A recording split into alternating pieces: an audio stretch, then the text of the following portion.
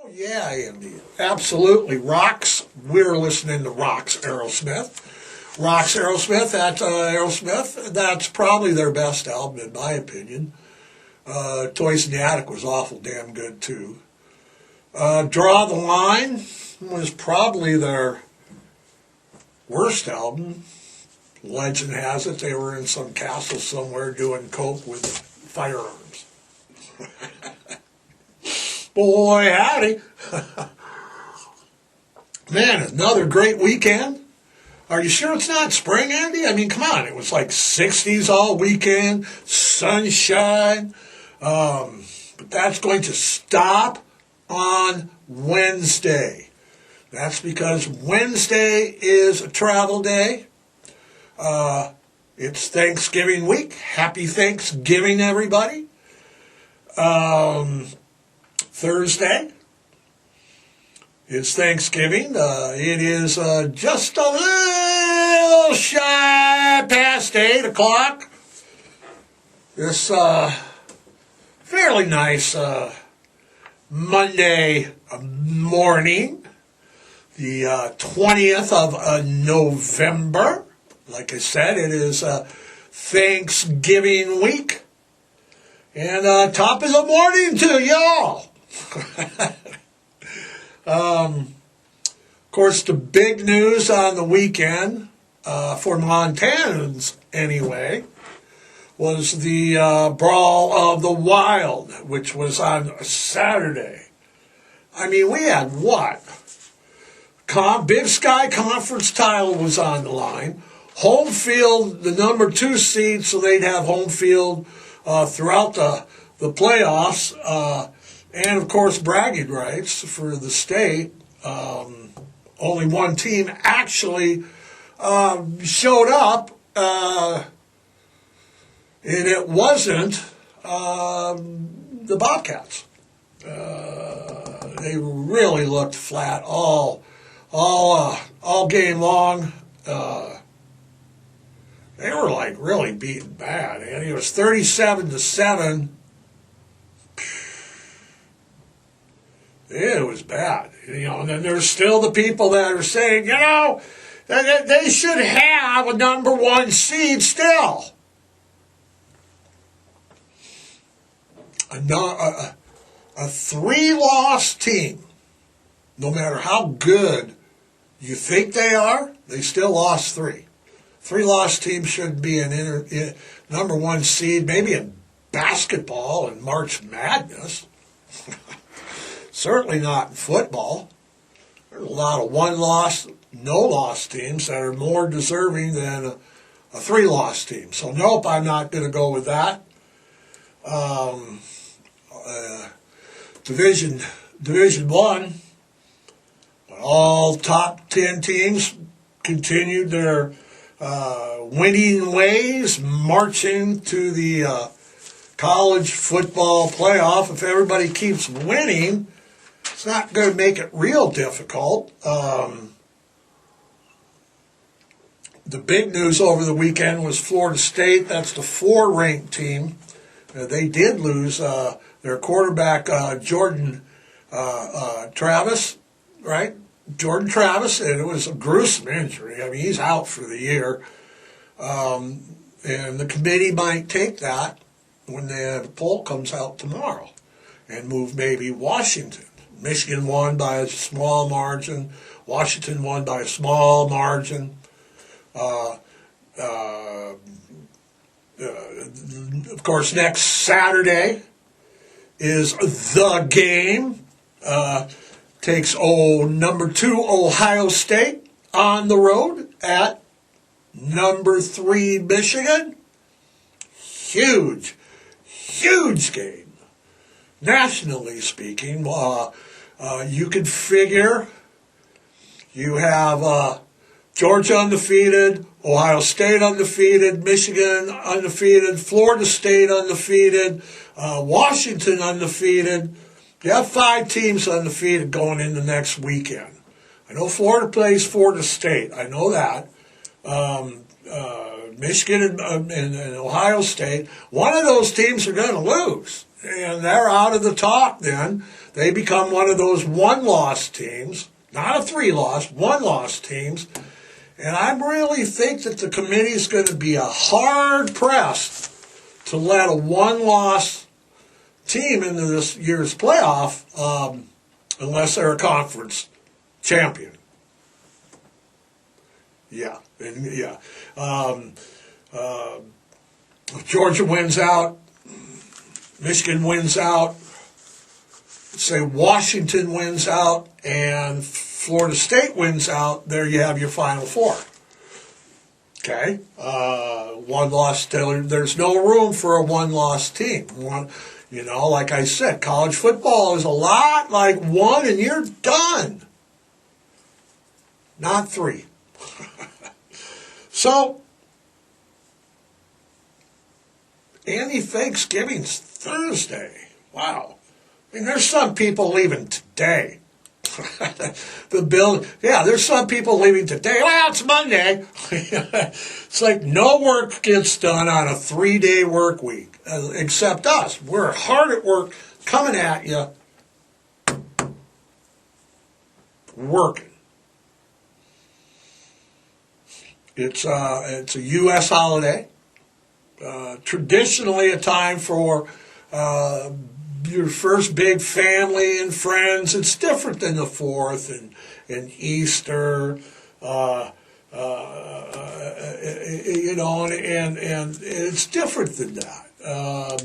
And American school kids typically learn, growing up, I did in school, that, tradition goes back, to the Pilgrims who helped establish the Plymouth colony in, throw it up there, Andy, 1620. Good job. As the story goes, right, we're all in school, growing up. This is in the 60s when I was growing up in school. The friendly Native Americans taught the struggling colonists how to survive, and then everybody got together and had brunch. Basically, that's how they paint it, The colonies were starving, the natives were friendly, and they got together and had brunch, and it was wonderful. This year would be marking the, in 2023, it'd be what, the 402nd anniversary of that first American Thanksgiving in Plymouth. But in reality, for reality's sake, Thanksgiving feast, or the thought of a Thanksgiving feast, predates Plymouth. And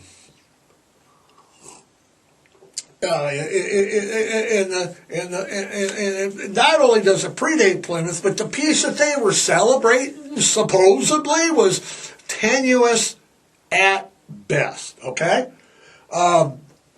you got to remember, the settlers in Virginia celebrated their arrival to the New World with Thanksgiving as far back as 1619. I'm seeing it, 1619. And that dinner was not turkey. No, it's like oysters. It's pretty bad.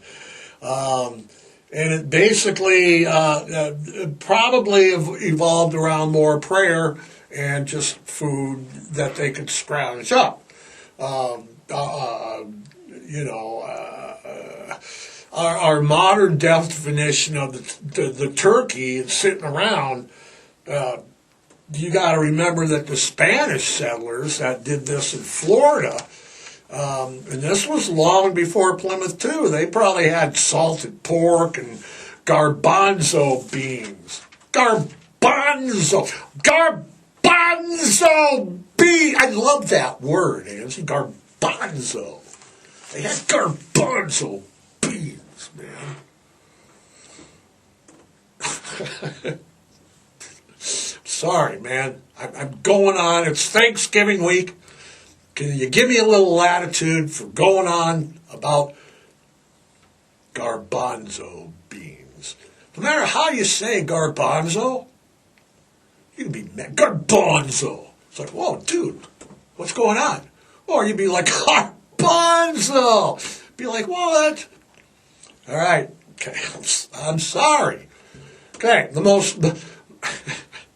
we were talking about Thanksgiving and when it started and who did it, and it's like, well, they did it in Plymouth because everybody was in such dire straits and it was such a bull loading.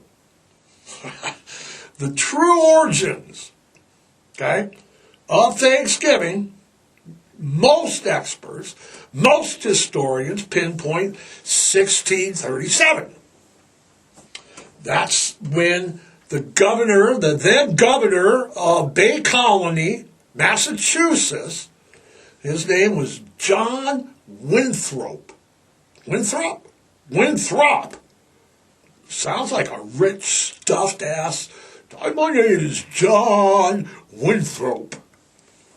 Anyway, he declared Thanksgiving Day was a day to celebrate the colonial soldiers who had just slaughtered hundreds, if not thousands, of men, women, and children of the Pugat Indian tribe in what is now Connecticut. It was more of a celebration, a wartime victory. Yeah, we won, let's have Thanksgiving. Okay? In fact, excuse me, most Thanksgiving feast, call it, can be traced back to some kind of colonial victory of one kind or another. One way or another. We're going to get you, the colonists, we're going to get you, they're going to get... Basically, that's what the Thanksgiving feasts were all about. I mean, okay. All right, we got some notes here, so we get it all, how this all went down. It all started with a guy named Massasoit. He was the Wampanoag Parliament chief. Okay, he was like the big head honcho, okay, of this New England tribe, a big tribe, okay, and he allied with the English colonists after Plymouth was, I hate it when they say, yeah, they discovered. There was already people there. The guy, the Massasoit, the chief was already there. Okay? You didn't discover anything. You established a community and called it Plymouth. And what happened is this chief and the settlers of Columbus banded together against the French, because the French were over here, the French were over here. I'm French and we're going to war. See the big new Napoleon movie coming? Whoa. Joaquin Phoenix, it looks really good. But anyway, they banded with the colonists to fight off the French, and because the French were exploring the Spanish and other tribes. But, how the colonists are, that relationship, that alliance became obviously, what do we want to say, Andy? It became strained over time. That's because thousands of more colonists and more English settlers moved to Plymouth. They were taking over more land, okay? And then once they were taking over more land, the authorities were asserting control over that land. And basically what was going on is that the colonists were starting to exercise control out of every aspect of the indigenous people's life that were there. And that's the ones that were left. And that's because the New England indigenous population was reduced, some experts say, by, Andy, they're talking, you got stats up here, they're 85, 90% due to Indian fever, they called it. And that was by 1620, Indian fever. Well, geez, what could it be?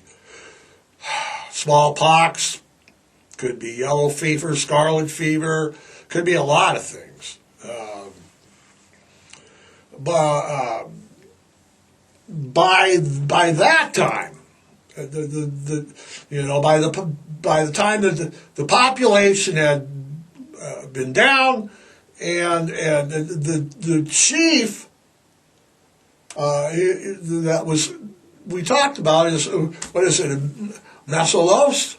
Okay, Chief Massalos, his son, Metacome, he had inherited the leadership of the tribe. So now they're dealing with Metacome, the colonists are.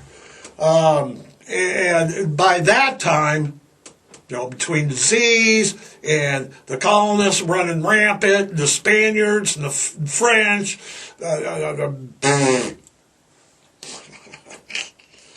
the relations were like bad. You think relations between Ukraine and Russia are bad? They were that bad, okay? Not only that, but the colonists in Plymouth executed several of, Metacorme's warriors for the murder of an interpreter and the Christian missionary John Sassman, not John Sebastian from The Lovin' Spoonful, but John Sassman. Okay. So when the colonists did that, then the indigenous tribes responded with raids. The colonists declared war on their allies. They had nicknamed the new chief King Philip and declared war in 1675. And the King Philip War was on. This is all about Thanksgiving now. It is. Devastating death toll. 30% of the colonists, or the English population, gone. 50% of the native population, gone. And they'd already lost 90, 80 to disease. Okay? That's in the whole New England. That's in the whole place now. Okay? So they've come over, they've discovered it, they've gone to war. By the end of the war, the native chief Macomb was captured. He was dismembered. And the colonist impaled his head on a pole and a spike for all to see, and they displayed it for the next, I find this hard to believe, Andy, 25 years? Get pretty weathered 25 years for all to see. And when they'd have their Thanksgiving, it would be under the pole of that impaled head of the Indian chief. Why? They didn't tell us this in school.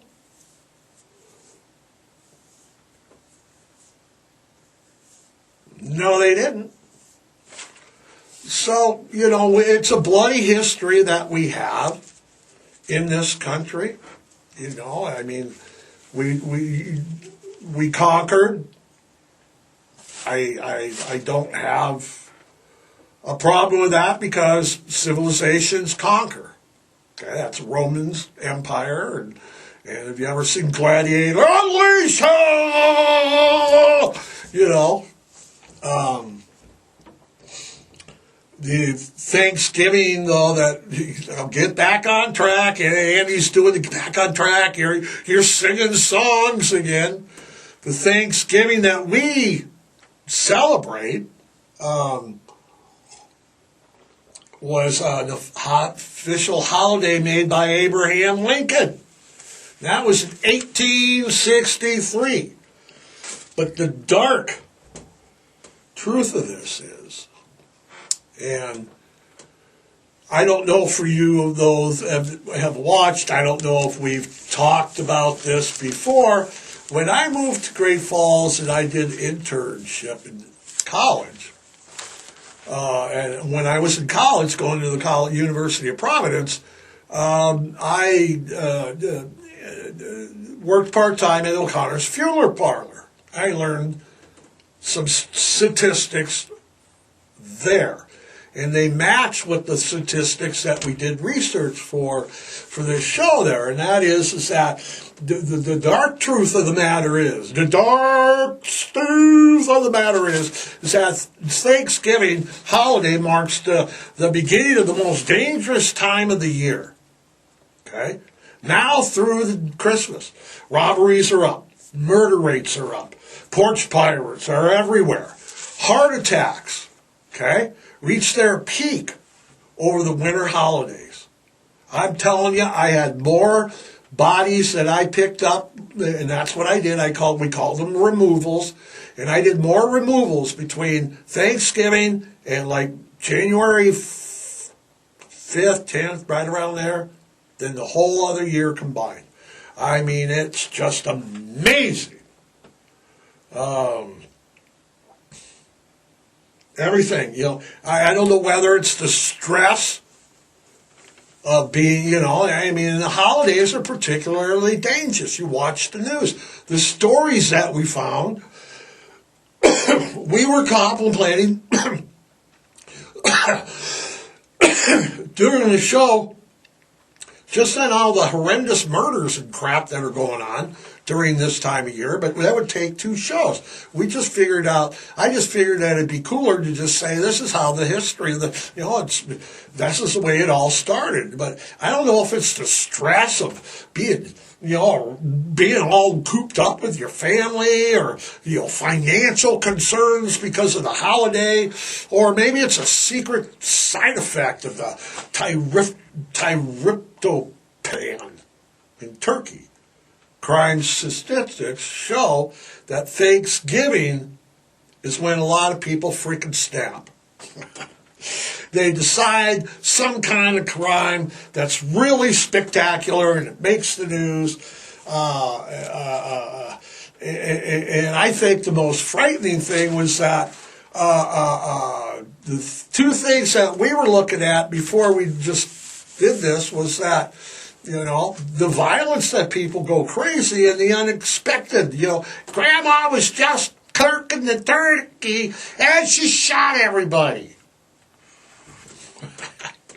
So the next time you sit down with your family at a holiday dinner, please make sure you know where all the sharp objects are.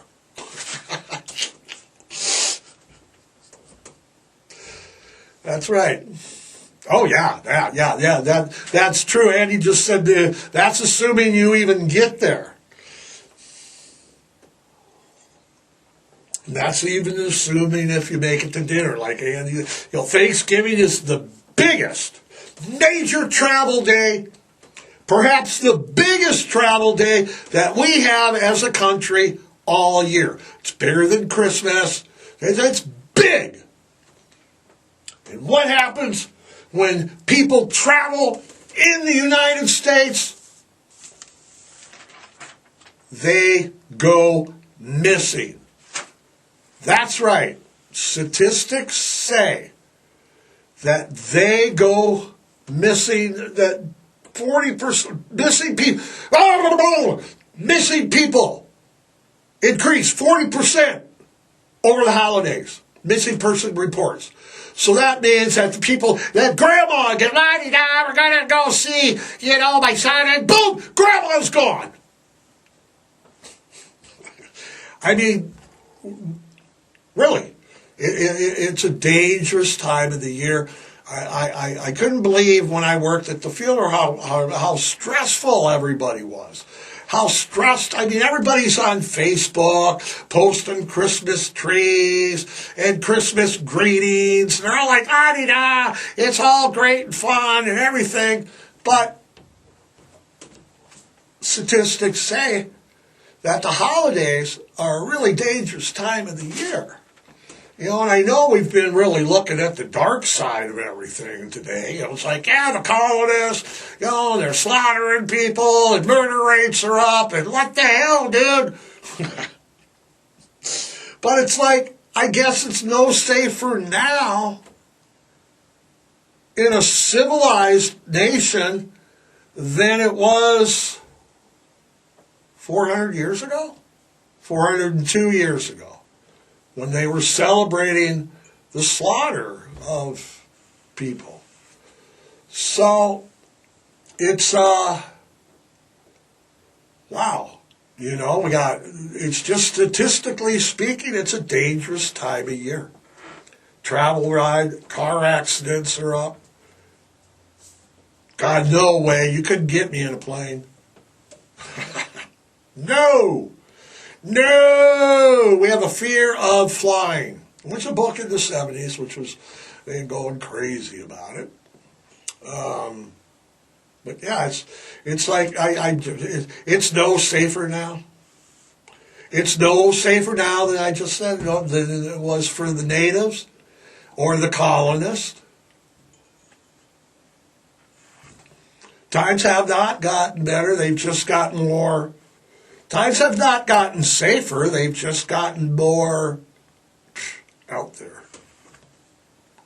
Out there. So, big Thanksgiving Day. Lions are going to be at the Bears. Chicago. Now, people wonder how that happened. Now, it was in the 50s. Detroit wanted to host the Chicago Bears. They did it outside at the old Tiger Stadium, the old Briggs Stadium, so that would be A40.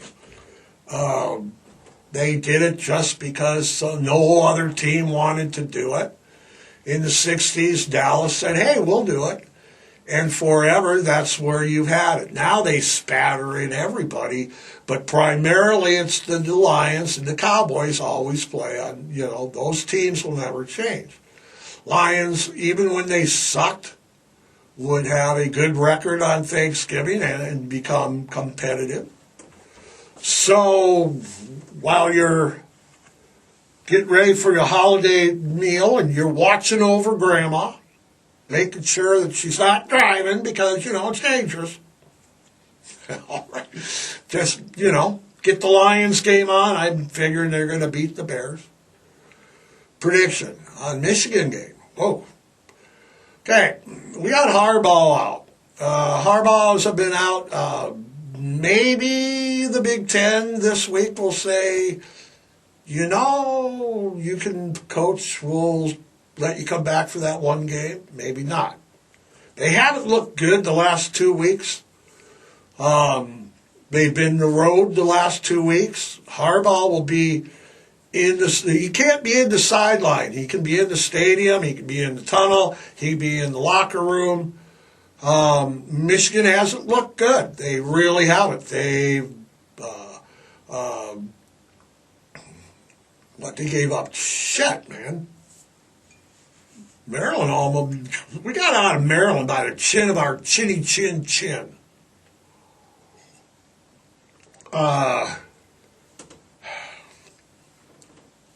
I'm assuming that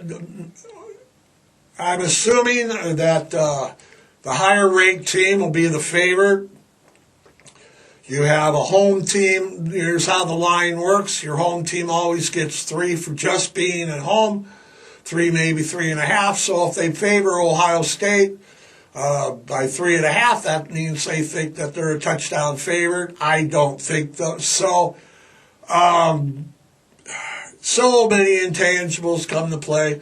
I think Michigan does win for the 3rd year in a row, but that's just my opinion. So, Andy, what do you think? Where are you going for Thanksgiving? Family, friends, are you traveling? You are not. Good job. Those of you traveling, drive safe. Those of you staying home, cook safe. Those of you that are celebrating the Thanksgiving holiday, however, whether you're flying, boating, training, driving, whatever, do it safely. Have a good Thanksgiving and have a good, very safe and happy Thanksgiving. Christmas is on the way, but Thanksgiving's here. Before I go, remember now, don't be feeding your dogs turkey and dark meat and pumpkin and yams and stuff like that, and anything with garlic and they can't have that kind of stuff. It'll hurt them. If you're going to give dogs anything, give them some good white meat. That's fine. They'll be great. And speaking of our dogs, remember everybody, spay and neuter, adopt, don't shop, foster, rescue, volunteer, adopt a shelter pet today. Do it. All right? Have a great Thanksgiving. Until next Monday, we are out of here.